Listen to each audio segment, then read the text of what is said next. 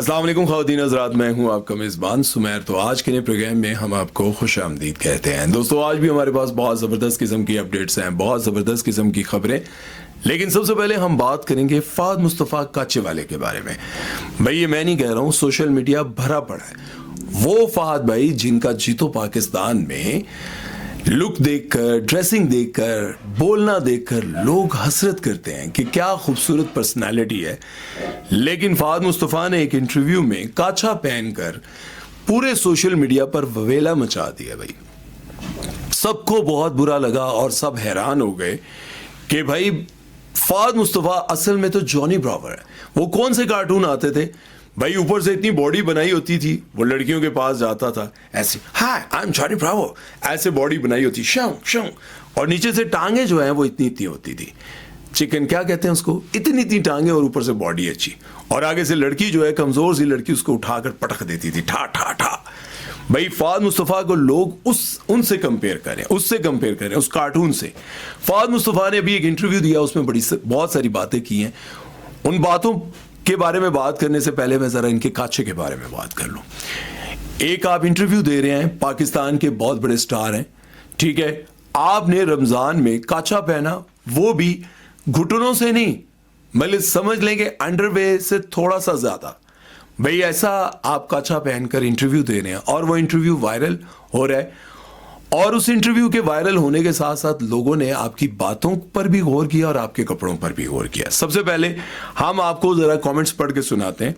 फ़ाद भाई really need some leg exercise. तुसी जरा अपनी लत्तां ते भी फोकस करो, मसल बढ़ा लेते हैं लेकिन तुहाड़ियां लत्तां बहुत कमजोर है। इसके बारे में तो खैर फ़ाद मुस्तफ़ा खुद भी ये कह चुके हैं कि भाई एक जगह पर हम बाली में शूट कर रहे थे, मैं और मोहसिन अब्बास हैदर वहाँ पर शूटिंग के लिए साहिल पर उतरते हैं, और वहाँ पर लड़कियाँ जो भाग कर आनी थी हमारी तरफ, उन लड़कियों की बॉडी देखकर, थाइस देखकर हमें तो शर्मिंदगी हो रही थी। भाई, दोनों की टांगे इतनी थी, और बाली की जो लड़कियाँ थी उन्होंने, ज़ाहिर है साहिल पर हैं तो कैसे कपड़े पहने होंगे हैं भाई, सोचो ज़रा। तो वहाँ से जब वो आ रही थी तो उनको देखकर ऐसा लगा कि भाई हमारी उनके सामने टांगे तो बिल्कुल टैनी टैनी, बिल्कुल कमज़ोर है, हमें शर्मिंदगी हो रही थी। भाई, वो तगड़ी और हम बिल्कुल चूचे चूचे लग रहे हैं। अच्छा, एक और बात भी लोगों ने नोट की कि फेस उनका इतना माशाल्लाह ब्राइट, रंग बड़ा गोरा चिट्टा नजर आ रहा है, लत्तां बिल्कुल कालियां। ए गल समझ तू बाहर है भाई, रंग गोरा लत्तां कालियां, ए के चक्कर है?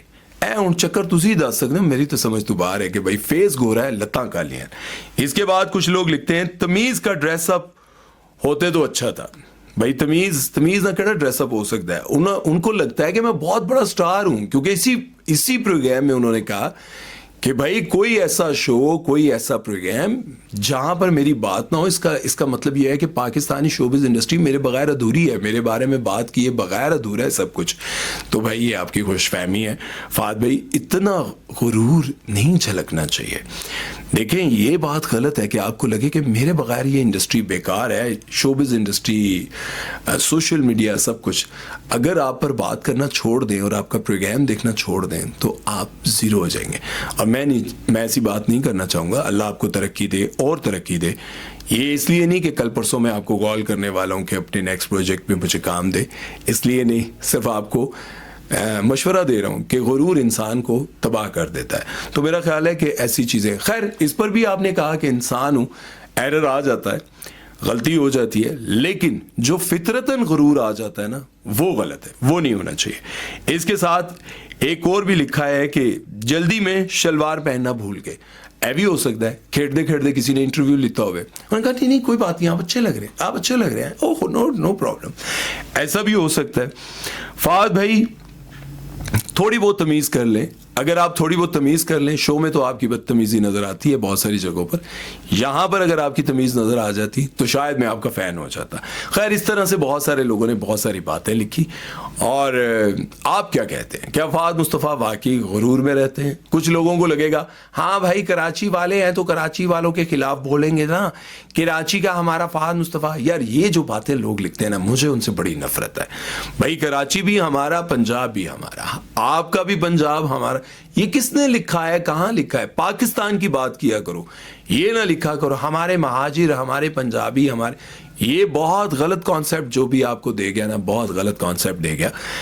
एक ही बात किया करें, हमारा पाकिस्तान, हमारा पाकिस्तान। इसके अलावा बात ना किया करो यार, ये मेरी तो समझ से बाहर। खैर चलते हैं नेक्स्ट खबर की तरफ, बात करते हैं जी फरहाना मकसूद के बारे में, जिन्होंने हुमायूं सईद के बारे में बहुत सारी बातें की हैं और उनको एक्सपोज करने की कोशिश की है।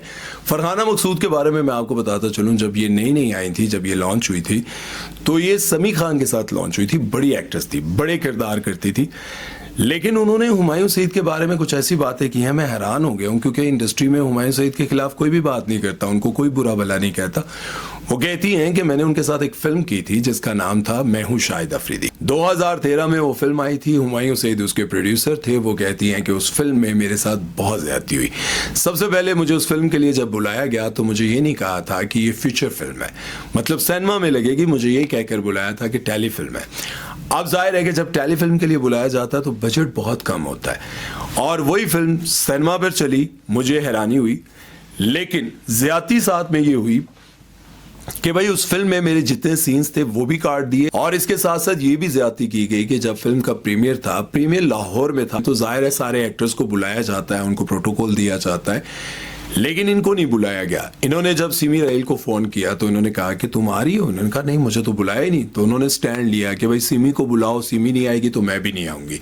खैर इनको बुला लिया, तो फिर वहां पर भी इनकी इंसल्ट ये की गई कि इनका नाम अनाउंस नहीं किया गया, इनको बुलाया नहीं गया स्टेज पर। ये कहती हैं कि मुझे इतनी शर्मिंदगी हो रही थी। जाहिर है एम्बैरेसमेंट होती है, जब इंसान को फील होती है कि जब इंसान अपनी तरफ से बड़ा स्टार बन के जाता है, और इनको ये कोई छोटी एक्ट्रेस नहीं है, ये समी खान जैसे बड़े स्टार के साथ हीरोइन आती नहीं, अब भी बड़ा काम करती हैं लेकिन उस तरह नहीं, कम आती हैं, लेकिन इनकी ये इंसल्ट की गई। और इसके साथ जो मुझे लगता है बहुत बड़ी ज्यादती है वो ये है कि टेली फिल्म का कह के आपने बड़ी फिल्म बनाई। बड़ी फिल्म पर करोड़ों लगते हैं, टेली फिल्म पर लाखों लगते हैं। शायद आप बड़े एक्टर्स को लेते हैं तो करोड़ों लग जाते हैं, लेकिन उतने करोड़ों नहीं लगते जितने आप एक फीचर फिल्म पे लगाते हैं। तो इनके साथ ये बड़ा जुल्म हुआ, गलत हुआ। लेकिन हैरत की बात यह है कि हुमायूं सईद के बारे में आज तक किसी ने ये बात नहीं की। प्रोड्यूसर हैं, लेकिन डायरेक्टर अगर ये कर सकता है तो डायरेक्टर का मैं इसलिए नहीं मानता हूं क्योंकि डायरेक्टर के कहने पर ही आई थी, डायरेक्टर के साथ इनकी दोस्ती थी और डायरेक्टर की वजह से ये आ गई। और ये कहती हैं कि मेरे लिए खुशी की बात ये थी कि चले एक बड़ी फिल्म में मैं कास्ट हो गई हूँ, मेरा एक नाम बनेगा, लेकिन उस फिल्म से मेरे सारे के सारे सीन्स निकाले गए, सब कुछ। इसके पीछे क्या वजह हो सकती है? बहुत सारे लोग सबसे पहले तो ये इल्ज़ाम लगाते हैं, जो इंडस्ट्री में बहुत सारे लोग हैं, कि मुझे ऑफर की थी कि भाई तुम मेरी बात मान लो, तो ये वो। उन्होंने ऐसी बात भी नहीं की कि हुमायूं सईद ने मुझे कहा हो या मेरी कोई ऐसी बात पूरी कर दो तो ठीक है, नहीं करोगी तो। ऐसा नॉर्मली आपको पता है माहिरा खान ने कहा कि जब मैं इंडस्ट्री में आई थी तो मुझे कहा था कि इस इंडस्ट्री में काम करना है तो 3 लोगों से बच के रहना है। एक एजाज असलम से, अदनान सदीकी से, हुमायूं सईद से। फैसल कुरैशी का भी शायद उनको शक था। वो कहती हैं कि शूट कोई प्रोग्राम था, उस दौरान मैं नीचे वॉशरूम के लिए गई तो आगे देखा तो हुमायूं सईद खड़े थे। मैं डर गई, मैं इतनी डरी, मैंने कहा ओए मुझे तो कहा था कि इससे बच के रहना, और वही मेरे सामने खड़ा है। लेकिन जिस दिन वो मेरे सामने आए, मेरी बातचीत हुई, तो मुझे लगा कि नहीं, हुमायूं के बारे में ये सब कुछ गलत है। अच्छा, अगर गलत है तो मैंने इंडस्ट्री में सुना हुआ है कि भाभी जो है वो तो हुमायूं अगर दूसरी बार फोन ना उठाएं तो भाभी वहां पहुंच जाती हैं, भाई उन्हें फोन क्यों नहीं उठाया। ऐसे पीछे की वजह है। मैंने बहुत सारे डायरेक्टर से, बहुत सारे एक्टर से ये बात सुनी है कि अगर हुमायूं भाई फोन ना उठाए ना, तो पहला, दूसरा, तीसरा फोन नहीं उठाया तो भाभी सेट पे पहुंच जाती है, भाई तुमने फोन क्यों नहीं उठाया।